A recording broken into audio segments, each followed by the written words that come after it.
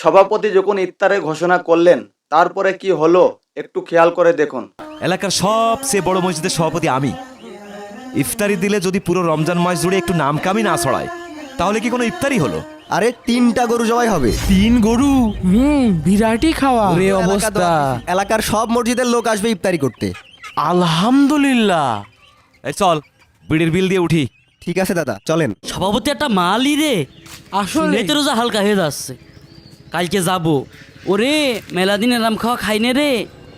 ঈশান, জি দাদা। এরা সময় মতো ইফতারি প্যাকেটগুলো ডেলিভারি দিতে পারবে তো?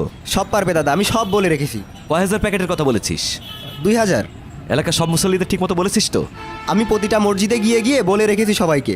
এমনভাবে ইফতারি খাওয়াবো সবাই ইফতারি খেয়ে যেন বলে যে এমন ইফতারি বাপের জন্মে কোনোদিন খায়নি, বুঝলি? ঠিক আছে দাদা, আপনি কোনো চিন্তাই করবেন না, আমি আসি তো আপনার জন্য। আচ্ছা ঠিক আছে, তাহলে তুই ওগুলো নিয়ে আয়, আমি গেলাম। আচ্ছা, সাবধানে যান আপনি। তা তো কিছুই করছে না। সভাপতি সাহেব, ইমাম সাহেব বলেছে মসজিদের মাইকে নাকি গান বাজনা বাজানো হারাম। আরে কোথা থেকে পাই ইমামের সব কথা? ছেলেবেলায় দেখেছি মসজিদের মাইকে গজল গেয়ে সব দিনে একেবারে ফাটিয়ে ফেলেছে মাইক টাইক। এই তো ইমাম সাহেব চলে এসেছে। কি ব্যাপার ইমাম সাহেব, আপনার তো দেরি হচ্ছে কেন? কোথায় দেরি করলাম? ইফতারের তো এখনো 30 মিনিট বাকি আছে। আহা, আমি আজকে বিশাল ইফতারের আয়োজন করেছি। আপনি একটু মসজিদের মাইকে গজল টজল বাজান, লোকজন ডাকেন, মুসল্লিদের ডাকেন। মসজিদের মাইকে আজান ছাড়া অন্য কোনো কাজে ব্যবহার করা ঠিক না। আল্লাহুম্মা আমিন। আল্লাহ, আমরা এই সারাদিন রোজা থেকে সন্ধ্যা ইফতারের পূর্ব মুহূর্তে আপনার কাছে হাত পেতেছি। আল্লাহ, আপনি আমাদের কবুল করে নিন। আল্লাহ, আল্লাহ আমাদের সমস্ত গুনাহ মাফ করে দিন। আল্লাহ, যে ব্যক্তি আজকে ইফতারের আয়োজন করেছে তার ইফতারকে আল্লাহ কবুল করে নিন। আল্লাহ, আল্লাহ তার মনে সকল আশা পূরণ করে দিন।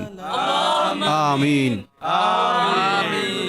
ইমাম সাহেব, এই কি হইলো? আজকে যে আমি ইফতারি দিচ্ছি, এটা আপনি জানেন না? হ্যাঁ জানি তো। তাহলে আমার ইফতারের কথা আপনি মোনাজাতের মধ্যে বললেন না কেন? বলেছি তো, আমি বললাম না যে ইফতারে দিয়েছে আল্লাহ তার ইফতার কবুল করে নিন, তার মনের আশা পূরণ করে দিন। আরে আপনি আমার নাম বললেন না কেন? নাম না বলাতে বিরাট রেগে গেল। আপনার নাম বলতে হবে কেন? আল্লাহ তো আপনার অন্তরের খবর জানেন। আরে আমি ইফতারি দিচ্ছি, এটা আপনি সবাইকে জানাবেন না? আপনি কি মানুষকে জানানোর জন্য ইফতারি দিচ্ছেন নাকি আল্লাহকে খুশি করার জন্য ইফতারি দিচ্ছেন? আমি কখনোই মুনাজাতের ভিতরে কারোর নাম বলি না। কেন?